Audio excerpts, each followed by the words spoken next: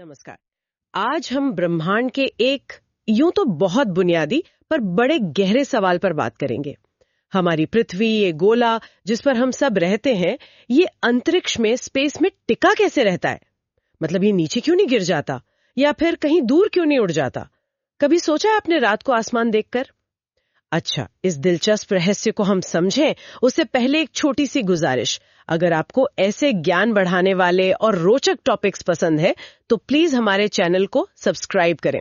हाँ, और इस वीडियो को लाइक करें और अपने दोस्तों और परिवार के साथ भी जरूर शेयर करें। चलिए तो फिर शुरू करते हैं। सबसे पहली और शायद सबसे जरूरी बात जो हमें समझनी है वो ये है कि अंतरिक्ष में, स्पेस में जिसे हम कहते हैं, वहां कोई ऊपर या नीचे जैसी फिक्स दिशा नहीं होती। ये ऊपर नीचे का जो एहसास है ये तो हमें सिर्फ अपनी पृथ्वी पर होता है। क्यों भला? ये एहसास हमें होता है पृथ्वी के गुरुत्वाकर्षण मतलब ग्रेविटी की वजह से। पृथ्वी का जो मास है, उसका वजन, वो इतना ज्यादा है कि वो हर चीज को अपने केंद्र, अपने सेंटर की तरफ खींचती है।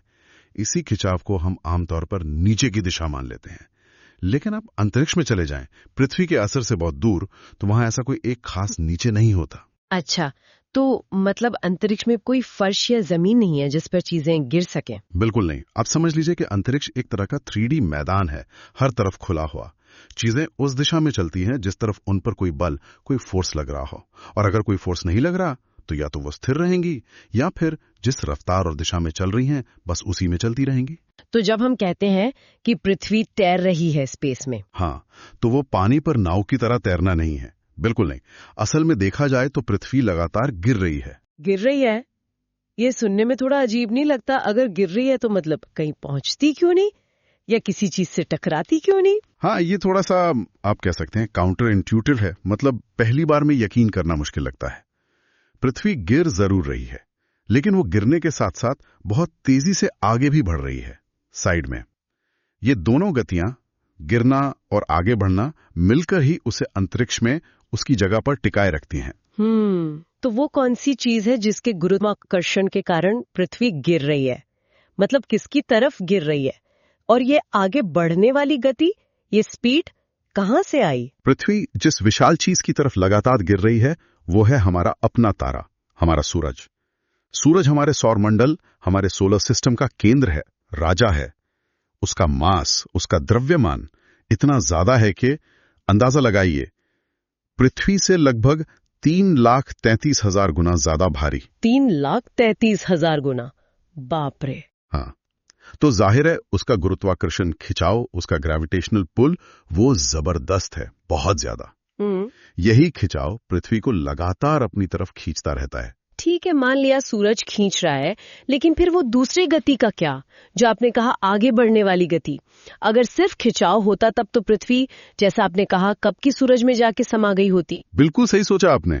अगर पृथ्वी बेचारी स्थिर होती, एक जगह रुकी हुई, हिल नहीं रही होती, तो सूरज का खिंचाव उसे सीधा अपनी ओर खींच लेता और कुछ ही समय में पृथ्वी बस आग का गोला बन जाती। लेकिन ऐसा होता नहीं है। क्यों? क्योंकि पृथ्वी रुकी हुई नहीं है, ये सूरज के चारों तरफ चक्कर लगा रही है, ऑर्बिट कर रही है। और वो भी कोई धीरे धीरे नहीं। इसकी रफ्तार है लगभग 1,07,000 किलोमीटर प्रति घंटा। 1,07,000 किलोमीटर प्रति घंटा। ये तो कल्पना करना भी मुश्किल है। हाँ, ये अविश्वसनीय रफ्तार है। गोली की रफ्तार से भी कई गुना ज्यादा तेज। हर सेकंड में लगभग 30 किलोमीटर आगे बढ़ जाती है पृथ्वी। तो क्या यही वो रफ्तार है जो उसे सूरज में गिरने से बचाए रखती है? बिल्कुल, यही है वो महत्वपूर्ण संतुलन, वो क्रूशियल बैलेंस जिसकी हम बात कर रहे हैं। पृथ्वी की ये जो आगे बढ़ने वाली गति है, साइडवेज मोशन, जिसे हम उसकी कक्षीय गति या ऑर्बिटल वेलोसिटी कहते हैं, वो उसे लगातार सूरज से दूर ले जाने की कोशिश करती है। एक तरह से सीधा भाग जाना चाहती है। और दूसरी तरफ सूरज का गुरुत्वाकर्षण उसे अंदर की ओर खींचता है। जब ये दोनों बल, आगे भागने की कोशिश और अंदर खींचने वाला गुरुत्वाकर्षण, एक दूसरे को आप कह सकते हैं कैंसिल आउट करते हैं या संतुलित करते हैं, तो नतीजा ये होता है कि पृथ्वी न तो सूरज में गिरती है और न ही अंतरिक्ष में कहीं खो जाती है। वो इन दोनों के बीच फंसी हुई एक तय रास्ते पर चलती रहती है। इसी रास्ते को हम उसकी कक्षा या ऑर्बिट कहते हैं।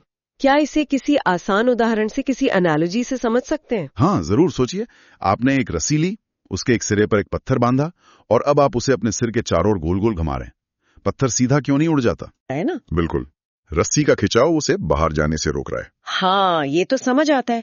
और अगर मैं रस्सी छोड़ दूं या रस्सी टूट जाए तो पत्थर सीधा बाहर की तरफ टेंजेंट बनाकर उड़ जाएगा। सही। और अगर मैं घुमाना बहुत धीमा कर दूं तो शायद वो अंदर की तरफ आने लगेगा, मुझ पर ही गिर जाएगा। बिल्कुल सही। अब इसी उदाहरण को पृथ्वी और सूरज पर लगाइए। यहाँ पर सूरज का जो गुरुत्वाकर्षण है वही वो अनदेखी मगर बेहद मजबूत रस्सी है। ये गुरुत्वाकर्षण वाली रस्सी पृथ्वी को पकड़ कर रखती है और उसे सीधे अंतरिक्ष में भाग जाने से रोकती है। और पृथ्वी की जो तेज रफ्तार है, उसकी ऑर्बिटल वेलोसिटी, वो उसे इस रस्सी के खिंचाव के कारण सूरज में गिरने से बचाती है। ये बिल्कुल वैसा ही है जैसे तेजी से घूमता हुआ पत्थर रस्सी को एकदम सीधा तना हुआ रखता है और अंदर की तरफ नहीं गिरता। तो मतलब ये रफ्तार ना कम होनी चाहिए ना ज्यादा, एकदम सटीक होनी चाहिए। हाँ, ये बहुत ही नाजुक, एक बहुत ही डेलिकेट बैलेंस है। अगर सोचिए किसी वजह से पृथ्वी की रफ्तार थोड़ी कम हो जाए तो सूरज का गुरुत्वाकर्षण जीत जाएगा और पृथ्वी धीरे धीरे एक सर्पिलाकार रास्ते पर, एक स्पाइरल पाथ पर चलती हुई सूरज में समा जाएगी। और अगर इसकी रफ्तार जरूरत से ज्यादा हो जाए, बहुत तेज, तो वो सूरज के गुरुत्वाकर्षण के बंधन को तोड़ देगी। जैसे रस्सी टूट जाती है वैसे ही ये खिंचाव से बच निकलेगी और अंतरिक्ष की गहराइयों में हमेशा के लिए खो जाएगी, कहीं दूर। यही वो एकदम सटीक संतुलन है जिसने अरबों सालों से पृथ्वी को एक मोटा मोटी स्थिर कक्षा में बनाए रखा है और इसी वजह से यहाँ तापमान जीवन के पनपने लायक बना रहा। अच्छा, तो अब ये पहेली थोड़ी सुलझती हुई लग रही है। पृथ्वी नीचे इसलिए नहीं गिरती क्योंकि जैसा आपने कहा अंतरिक्ष में कोई खास नीचे है ही नहीं। हाँ। और ये अंतरिक्ष में कहीं उड़कर दूर इसलिए नहीं चली जाती क्योंकि सूरज का गुरुत्वाकर्षण उसे एक अनदेखी रस्सी की तरह अपनी कक्षा में बांधे रखता है। ये सब गुरुत्वाकर्षण और गति के संतुलन का खेल है। हाँ, बिल्कुल। और इस गिरने वाली बात को थोड़ा और गहराई से समझें तो पृथ्वी असल में लगातार सूरज के चारों ओर गिर रही है। ये गिरना कभी रुकता ही नहीं है, लेकिन वो जिस रास्ते पर गिर रही है उसका जो घुमाव है, उसका कर्व, वो ठीक उतना ही है जितना सूरज के गुरुत्वाकर्षण क्षेत्र का घुमाव, मतलब स्पेस टाइम का कर्वेचर, उस पर बाद में आएंगे। ये एक तरह का परफेक्ट मैच है, इसलिए वो कभी सूरज तक पहुंचती नहीं है। बस उसके चारों ओर एक बंद रास्ते पर, जो असल में थोड़ा अंडाकार है, एलिप्टिकल ऑर्बिट है, उसी पर घूमती रहती है। तो ये एक निरंतर गिरावट है, पर मंजिल यानी सूरज वो कभी नहीं आती। वाह, लगातार गिरना पर कभी पहुंचना नहीं, ये तो कमाल की बात है।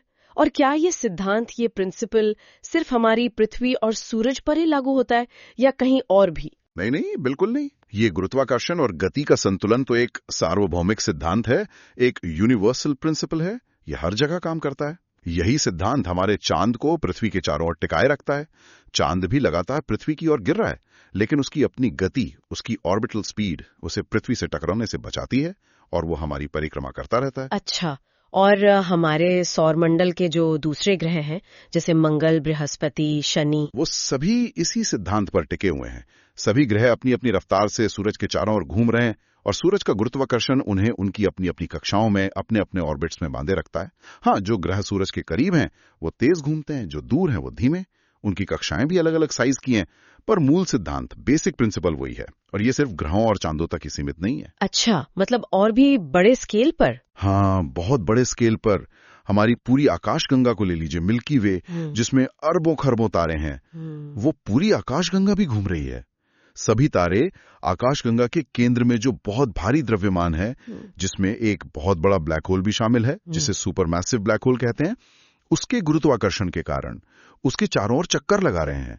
यही गुरुत्वाकर्षण है जो आकाशगंगाओं को एक साथ बांधे रखता है, तारों के झुंड, स्टार क्लस्टर्स बनाता है, ग्रहों का निर्माण करवाता है। अगर सही मायनों में देखें तो गुरुत्वाकर्षण ही इस पूरे ब्रह्मांड का मुख्य आर्किटेक्ट है, मुख्य शिल्पकार है। ये तो सच में अद्भुत है। मतलब गुरुत्वाकर्षण की वजह से ही ये सब कुछ अपनी जगह पर टिका हुआ है, एक व्यवस्था में है। न्यूटन ने हमें बताया था कि ये दो चीजों के बीच एक खिंचाव वाला बल है, एक फोर्स है।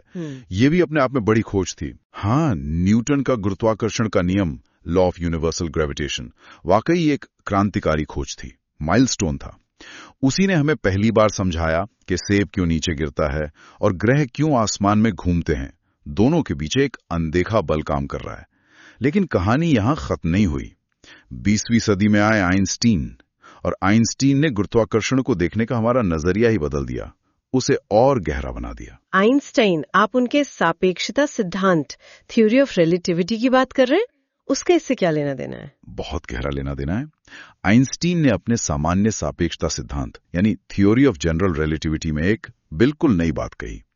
उन्होंने कहा कि गुरुत्वाकर्षण असल में कोई खिंचाव या बल नहीं है जैसा न्यूटन ने सोचा था, कम से कम वैसे नहीं, बल्कि गुरुत्वाकर्षण क्या है?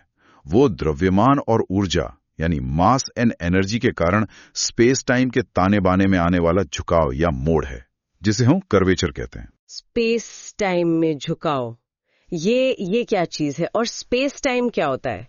देखिए, आइंस्टाइन ने बताया कि अंतरिक्ष यानी स्पेस के जो 3 आयाम हैं, लंबाई, चौड़ाई, ऊंचाई और समय, टाइम, जो चौथा आयाम है, ये चारों आपस में अलग नहीं हैं, बल्कि एक दूसरे से जुड़े हुए हैं और मिलकर एक 4 आयामी संरचना बनाते हैं। इसी को स्पेस टाइम कहते हैं।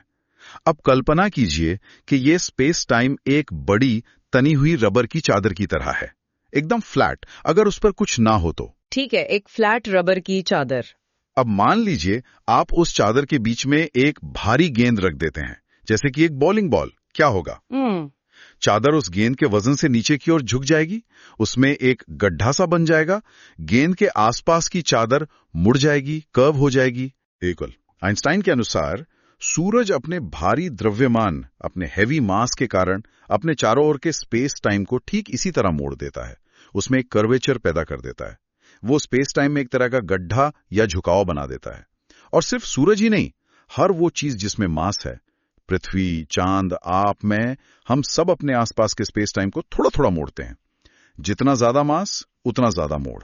तो फिर पृथ्वी सूरज के चारों ओर क्यों घूम रही है आइंस्टीन के हिसाब से? न्यूटन की रस्सी वाली बात नहीं है? आइंस्टाइन के मुताबिक पृथ्वी सूरज के किसी खिंचाव या रस्सी के कारण नहीं घूम रही, बल्कि पृथ्वी उस मुड़े हुए स्पेस टाइम में बस सबसे सीधे रास्ते पर चलने की कोशिश कर रही है। लेकिन क्योंकि स्पेस टाइम खुद ही सूरज के पास मुड़ा हुआ है, कर्व्ड है, तो वो सीधा रास्ता भी असल में घुमावदार हो जाता है। ये कुछ ऐसा है जैसे अगर आप उस रबर शीट पर बने गड्ढे के किनारे पर एक छोटा कंचा लुढ़का दें, तो वो कंचा क्या करेगा? वो कंचा गड्ढे के चारों ओर गोल गोल घूमने लगेगा, है ना? हाँ, सीधा नहीं जाएगा। हाँ बिल्कुल। वो कंचा बस शीट के झुकाव को, उसके ढलान को फॉलो कर रहा है। वो गड्ढे में नहीं जा रहा, बस किनारे किनारे घूम रहा है। पृथ्वी भी आइंस्टाइन के अनुसार ठीक यही कर रही है। वो सूरज द्वारा मोड़े गए स्पेस टाइम के घुमावदार रास्ते पर चल रही है। वाह, मतलब पृथ्वी किसी अनदेखी रस्सी से नहीं बंधी है, बल्कि वो तो स्पेस टाइम की ज्योमेट्री, उसकी बनावट के कारण सूरज के चारों ओर घूम रही है। वो तो बस स्पेस टाइम के ढलान पर लुढ़क रही है एक तरह से। हाँ, एक तरह से आप यही कह सकते हैं। पृथ्वी बस स्पेस टाइम द्वारा बताए गए सबसे आसान, सबसे सीधे रास्ते पर चल रही है, जो रास्ता सूरज के मास के कारण मुड़ा हुआ है। यह गुरुत्वाकर्षण की एक ज्यादा गहरी और ज्यादा सटीक समझ है, और इसी समझ ने हमें बाद में ब्लैक होल और ब्रह्मांड के विस्तार जैसी चीजों को समझने में मदद की है। तो न्यूटन की रस्सी असल में आइंस्टाइन का मुड़ा हुआ स्पेस टाइम है। ये तो सच में दिमाग घुमा देने वाला विचार है। बिल्कुल नई तरह से सोचना पड़ता है। हाँ, है तो। और ये हमें एक और दिलचस्प विचार की ओर ले जाता है, वो है मुक्त गिरावट यानी फ्री फॉल का। जैसा हमने पहले कहा, पृथ्वी लगातार सूरज की ओर गिर रही है, तो एक मायने में पृथ्वी और उस पर मौजूद हर चीज, हम सब लगातार फ्री फॉल की स्थिति में हैं। फ्री फॉल जैसे कोई चीज ऊपर से नीचे गिरती है, लेकिन हमें तो अपना वजन महसूस होता है। हम गिरते हुए क्यों नहीं लगते? हाँ, हमें अपना वजन इसलिए महसूस होता है क्योंकि नीचे जो जमीन है वो हमें गिरने से रोक रही है। जमीन हम पर एक ऊपर की ओर फोर्स लगा रही है। लेकिन जरा उन अंतरिक्ष यात्रियों के बारे में सोचिए जो अंतर्राष्ट्रीय अंतरिक्ष स्टेशन यानी ISS में है। वो वहां पर तैरते हुए दिखाई देते हैं ना, जिसे हम आमतौर पर जीरो ग्रेविटी कह देते हैं। हाँ बिल्कुल, वो भारहीन लगते हैं, वेटलेस। लेकिन मजे की बात यह है कि ISS पर पृथ्वी का गुरुत्वाकर्षण खत्म नहीं हो जाता, बिल्कुल नहीं। वहां गुरुत्वाकर्षण पृथ्वी की सतह के मुकाबले सिर्फ 10% ही कम होता है। तो फिर वो तैरते क्यों हैं? हाँ, ये सवाल तो है। अगर ग्रेविटी है तो तैर क्यों रहे हैं? वो इसलिए तैरते हैं क्योंकि ISS और उसके अंदर के अंतरिक्ष यात्री दोनों ही लगातार पृथ्वी की ओर गिर रहे हैं एक साथ। वो फ्री फॉल में है, लेकिन क्योंकि ISS साथ ही साथ बहुत तेजी से पृथ्वी के समानांतर साइडवेज भी चल रहा है, लगभग 28,000 किलोमीटर प्रति घंटा, वो गिरने के बावजूद लगातार पृथ्वी से चूक जाता है। वो गिरता है पर पृथ्वी की गोलाई के साथ साथ आगे बढ़ता जाता है, इसलिए वो कभी पृथ्वी से टकराता नहीं, बस उसकी परिक्रमा करता रहता है, ऑर्बिट में बना रहता है। अच्छा, तो वो जो तैरना दिखता है वो असल में गिरना ही है, बस बहुत तेज साइड वाली गति के साथ गिरना। बिल्कुल, इसे कहते हैं ऑर्बिटल फ्री फॉल। और अब सोचिए, हमारी पृथ्वी भी सूरज के साथ ठीक यही कर रही है। वो लगातार सूरज के गुरुत्वाकर्षण या स्पेस टाइम के कर्वेचर के कारण उसकी तरफ गिर रही है, लेकिन अपनी तेज कक्षीय गति के कारण वो लगातार सूरज से चूक जाती है और उसकी परिक्रमा करती रहती है। अरबों सालों से ये अंतहीन गिरावट, ये अंतहीन यात्रा, ये शानदार ब्रह्मांडीय नृत्य, कॉस्मिक डांस बस ऐसा ही चल रहा है। तो कुल मिलाकर संक्षिप्त में कहें तो हमारी पृथ्वी अंतरिक्ष में किसी जादू या रहस्य से नहीं, बल्कि भौतिकी के नियमों, गुरुत्वाकर्षण और गति के एक बेहद खूबसूरत और नाजुक संतुलन, एक ब्यूटीफुल बैलेंस की वजह से टिकी हुई है। एकदम सही कहा। सूरज का गुरुत्वाकर्षण या आइंस्टाइन के शब्दों में स्पेस टाइम का कर्वेचर पृथ्वी को अंदर की ओर या कह लें निर्देशित करता है, और पृथ्वी की अपनी जो तेज गति है वो उसे बाहर की ओर या आगे की ओर ले जाती है, और इन दोनों के एकदम सही तालमेल से बनती है वो स्थिर कक्षा, वो स्टेबल ऑर्बिट, जिसने हमारे इस नीले ग्रह को पिछले 4.5 अरब सालों से भी ज्यादा समय से सुरक्षित रखा है। और इसी स्थिरता की वजह से, इसी बैलेंस की वजह से यहाँ जीवन पनप सका, विकसित हुआ, और आज हम और आप यहाँ बैठकर इस अद्भुत व्यवस्था के बारे में बात कर पा रहे हैं, जबकि हम सब इस ग्रह के साथ अनंत ब्रह्मांड में एक अविश्वसनीय गति से यात्रा कर रहे हैं, बिना इसका ज्यादा एहसास किए। ये सोचना ही अपने आप में कितना रोमांचक है। बिल्कुल। और ये सब जानने के बाद एक सवाल या एक विचार मन में आता है, अगर आइंस्टाइन सही हैं और गुरुत्वाकर्षण स्पेस टाइम का घुमाव है, और ये घुमाव तब बदलता है जब मास हिलता डुलता है या एक्सेलरेट करता है, तो क्या इस घुमाव में होने वाले बदलाव, ये डिस्टर्बेंस तरंगों की तरह, वेव्स की तरह स्पेस टाइम में फैल सकते हैं? जैसे तालाब में पत्थर फेंकने से पानी में लहरें उठती हैं और फैलती हैं, क्या स्पेस टाइम में भी गुरुत्वाकर्षण की अपनी लहरें, ग्रेविटेशनल वेव्स हो सकती हैं? और अगर होती हैं तो वो कितनी तेजी से चलती हैं, प्रकाश की गति से या कुछ और? इस पर सोचिएगा जरूर, और आपके जो भी विचार हो नीचे कमेंट सेक्शन में हमें बताइएगा। हाँ, जरूर बताइएगा। और क्योंकि आप पूरा वीडियो देख चुके हैं, आप यहाँ तक आए ही गए हैं, तो जाने से पहले प्लीज एक बार फिर याद दिला दूं, चैनल को सब्सक्राइब करना ना भूलें, ताकि आपको भविष्य में भी ऐसे ही उपयोगी और ज्ञानवर्धक वीडियो की सूचना सबसे पहले मिलती रहे। आज हमारे साथ जुड़ने और देखने के लिए बहुत बहुत धन्यवाद।